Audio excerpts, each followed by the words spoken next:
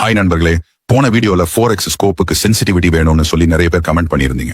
இந்த வீடியோல 4x ஸ்கோப்புக்கு மட்டும் இல்ல, இருக்கிற எல்லா ஸ்கோப்புக்கும் தரமான சென்சிட்டிவிட்டி நான் சொல்லித்தரேன். அதுக்கு முன்னாடி இந்த வீடியோவை கொஞ்சம் பாருங்க.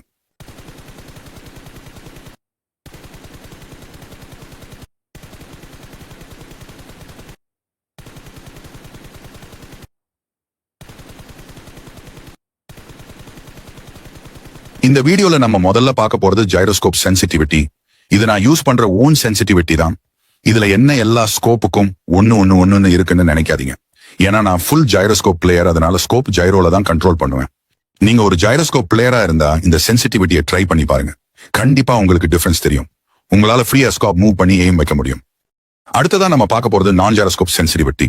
நீங்க ஒரு நான் ஜைரோஸ்கோப் பிளேயரா இருந்தா கண்டிப்பா உங்க கன்னுக்கு தேவையான எல்லா அட்டாச்மெண்ட்டும் கரெக்டா எடுத்துக்கோங்க.